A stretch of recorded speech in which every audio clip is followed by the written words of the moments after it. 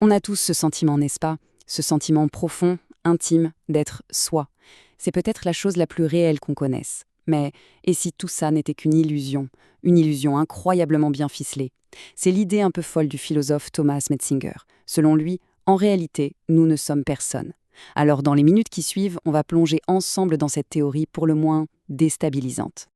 Alors, allons-y direct. Voilà l'affirmation la plus choc de Metzinger. Accrochez-vous bien. Pour lui, le soi n'existe tout simplement pas dans le monde. Personne n'a jamais eu de soi. Attention, ça ne veut pas dire qu'on n'existe pas. Non, non. Ce qu'il dit, c'est que cette petite chose stable, ce noyau dur qu'on appelle moi, eh bien, c'est une fiction. C'est vraiment la pierre angulaire de toute sa théorie. Ok, là, logiquement, on se pose tous la même question. Si personne n'a de soi, alors c'est quoi ce sentiment si puissant d'être quelqu'un? On le ressent tous les jours, cette présence à l'intérieur, cette impression de continuité qui fait qu'on est nous. S'il se met pas en soi, qu'est-ce que c'est? Eh bien, c'est exactement ce paradoxe fascinant qu'on va essayer de démêler avec les outils que nous donne Metzinger. Pour vraiment saisir ce que Metzinger propose, il faut commencer par bousculer un peu nos certitudes les plus ancrées. On va commencer par déconstruire l'idée qu'on se fait tous, un peu naturellement, de ce qu'est le soi. Et là, le contraste est frappant. D'un côté, notre intuition, ce qu'on ressent tous. Le soi, c'est une chose, une sorte d'entité stable, quelque chose qu'on a. De l'autre, la théorie de Metzinger qui renverse complètement la table. Pour lui, le soi n'est pas du tout une chose, c'est un processus. Ce n'est pas quelque chose qu'on a, mais quelque chose que notre cerveau fait, constamment, sans arrêt. D'accord, un processus, mais un processus de quoi exactement? C'est là qu'on touche au cœur, vraiment au cœur de la théorie de Metzinger, son concept de modèle de soi transparent. Bon, on va juste poser une petite définition pour être clair. Ce qu'il appelle le soi phénoménal, c'est tout simplement l'expérience subjective d'être quelqu'un. Oubliez l'idée d'une âme ou d'une essence cachée. Pensez-y plutôt comme le résultat d'un système de traitement de l'information, un système qui se modélise lui-même en permanence, en temps réel. Imaginez un peu le cerveau. C'est comme un simulateur de réalité virtuelle, mais d'une complexité absolument dingue. Et sa tâche numéro 1, la plus importante, c'est de créer une simulation de l'organisme tout entier et de la mettre à jour en continu. Ça inclut tout, les sensations du corps, les émotions, les pensées, la position dans l'espace. Eh bien, cette simulation globale, eh bien voilà, c'est ça le fameux modèle de soi.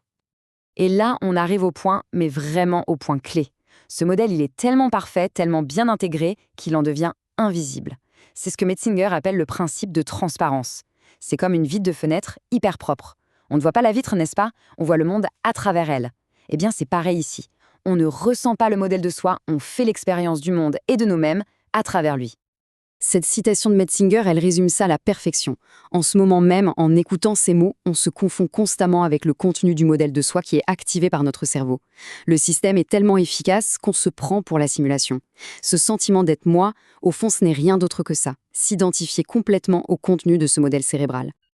Ok, mais un modèle, même un modèle parfait, ça reste de l'information, des données. La grande question, c'est comment est-ce que cette simple information se transforme en une véritable expérience consciente? C'est le moment de jeter un œil sous le capot, de voir ce qui fait tourner le moteur de la conscience. Il faut bien se représenter que notre cerveau, c'est une véritable usine à information.